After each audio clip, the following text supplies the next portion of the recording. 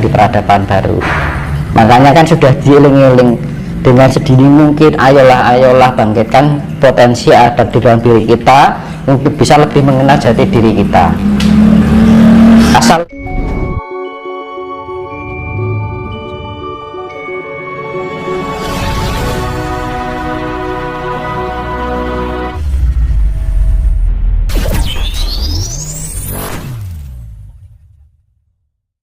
yaitu rasa itu dibilang kita kalau sudah bisa merasakan apa yang ada di dalam diri kita, maka diri kita akan memancarkan cahaya kasih itu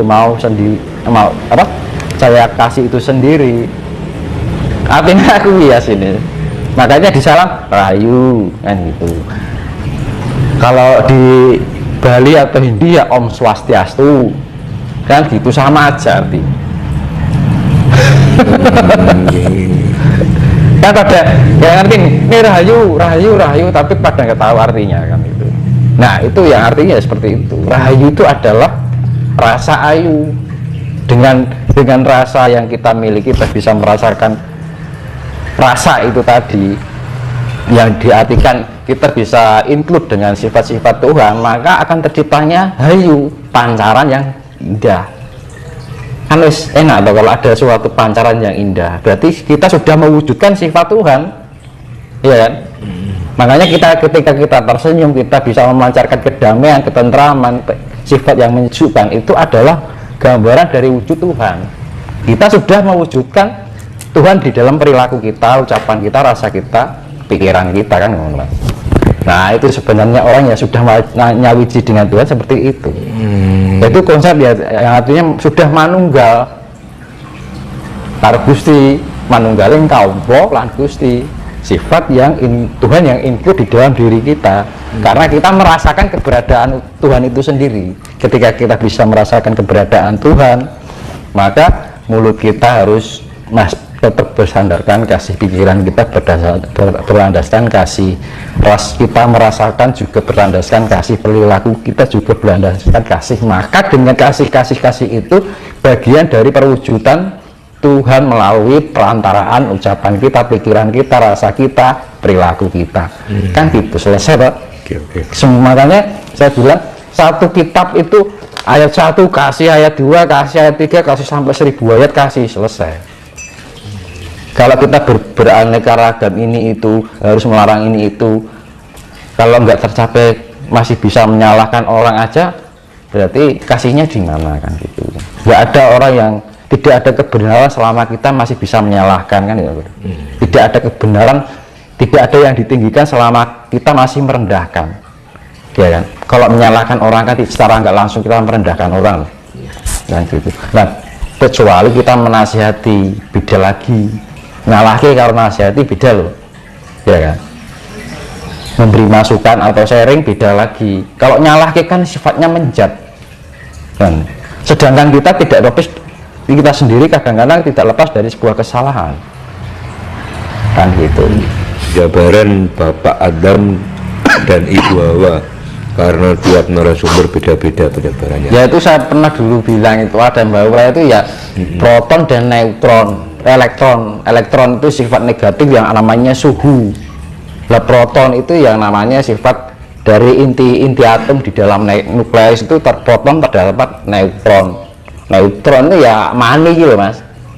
Jadi, makanya di dalam kehidupan ini akan tercipta karena ada unsur plus dan minus. Sebenarnya Adam itu.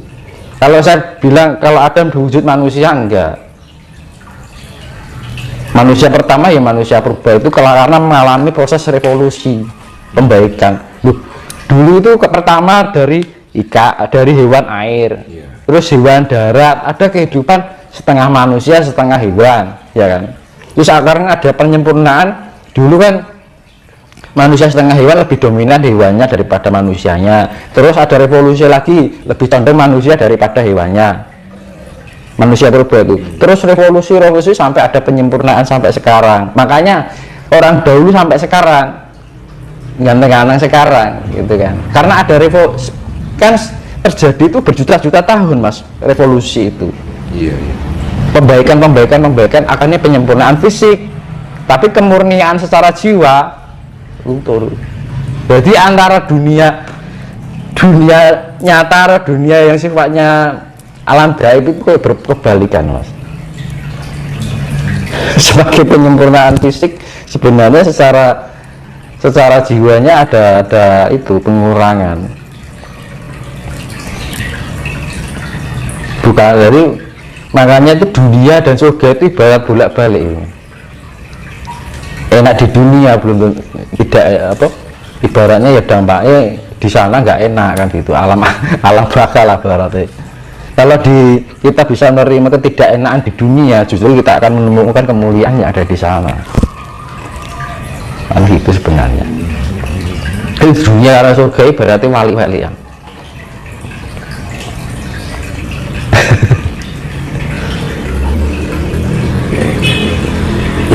Masalah peradaban baru, Mas.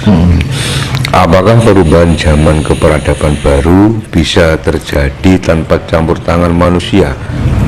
Nah itu nanti kan saling alam ini kan alam, saya bilang tadi alam leluhur itu membantu proses kinerja alam ini kan menuju suatu kemurnian. Ya kita saling melengkapi. Makanya ketika kita ada ini kita harus frekuensikan antara diri kita leluhur dengan alam saling melengkapi, akhirnya timbul sebuah kekuatan nanti. Nah nanti yang tidak bisa menyatu atau tidak menselaraskan dengan alam, ya wes tidak dilayakkan di peradaban baru. Makanya kan sudah diiling-iling dengan sedini mungkin, ayolah bangkitkan potensi ada di dalam diri kita untuk bisa lebih mengenal jati diri kita. Asal usulnya dhewe ngendi? Asal usulnya dhewe ya kok Gusti Allah kan gitu loh, Mas. Iya kan? Nah, sifat Gusti Allah ya harus include di dalam diri kita biar kita bisa manunggal. Kan gitu. Karena untuk menciptakan kita Tuhan itu bisa manunggal di dalam kita, harus kita bisa merasakan keberadaan Tuhan itu sendiri di dalam diri kita. Nah, kalau sudah merasakan keberadaan Tuhan, maka segala tingkah laku, perbuatan, pikiran, rasa dan ucapan kita berdasarkan kasih. Karena sifat Tuhan itu adalah kasih. Balik ini kono meneh, Mas. Iya, Dok. Karena kuncinya satu adalah kasih. Karena energi dari alam semesta itu adalah kasih. Sifatnya pemeliharaan. Power dari kekuasaan alam semesta itu berdasarkan landasan adalah kasih. Ya kan? Cahaya dari ilahi itu sendiri adalah cahaya kasih. Wujud dari Tuhan itu ya kasih itu sendiri, cahaya kasih itu sendiri. Tapi kehancuran itu manakala dunia ini terjadi krisis kasih. Ya, kan kita kan sudah terjadi krisis kasih, Mas. Iya, Pak. Tidak segan untuk merugikan orang lain, mencari keuntungan diri pribadi. Yaitu karena pengaruh imperialisme, hedonisme, kapitalisme, konsumerisme, hedonisme. Ya kan, ya karena akhirnya kembali itu. Makanya dulu saya pernah bilang yang menjadi titik kehancuran dunia itu akibat imperialisme. Jadi dari suatu kekuasaan negara untuk mengambil kekuasaan dari yang lain untuk dimanfaatkan. Terus kapitalisme membebaskan suatu orang untuk mencari keuntungan yang sebanyak-banyaknya. Kapitalisme, hedonisme apa untuk mencari hal sifatnya kematerian agar tidak mengalami kehidupan yang menyakitkan hati. Kalau kita tidak punya apa-apa, akhirnya kita nggak bisa apa-apa, nggak bisa beli ini, nggak bisa beli itu, akhirnya direndahkan orang. Akhirnya tercipta individualisme, egois, nggak mau, hanya mencari untung diri sendiri. Lah kasihnya dari sifat individualisme berarti sudah kehilangan kasih kan gitu kan. Nah, kan? Terus konsumerisme akhirnya apa? Orang dengan meningkatkan taraf hidup itu dengan memiliki mobil mewah, kita bisa melakukan pembelian ini pembelian itu karena pengaruh dampak itu tadi. Ya pengaruh, makanya kan dulu saya pernah bilang kehancuran dunia itu ya dari imperialisme, kapitalisme, hedonisme, konsumerisme, ya kan, individualisme. Ya sudah, itu bukan dari budaya kita dan negara kita sudah ketergantungan dengan itu. Nah iya, ya akhirnya itu. Nah, jalan satu-satunya adalah kembali pada kemurnian. Ya akhirnya apa ya, dampaknya kita akan merasa asing dari diantara itu. Ya nggak masalah gitu kan. Lah kan kayak Pandawa di Hastina aja merasa asing. Betul. Iya kan, Kurawa yang menduduki Hastina kan sudah digambarkan di pewayangan. Pandawa seharusnya memiliki yang berhak memiliki kerajaan tahta Hastinapura, itu merasa asing di tempatnya sendiri.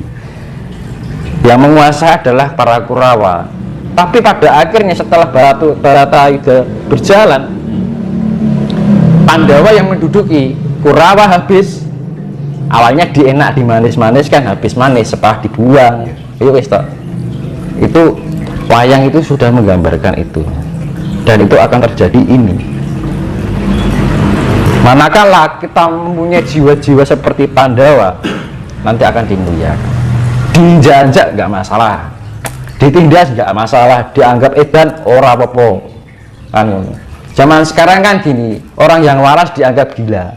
Yang gila merasa benar, merasa waras. Bolak-balik zamannya diberi yang seperti itu. Saya ulangi lagi, zaman sekarang itu yang waras dianggap gila, yang gila mengaku dirinya waras. Itu sih bilang awal-awal zamannya seperti itu, dan ini sudah merajalela itu. Lanjut Mas.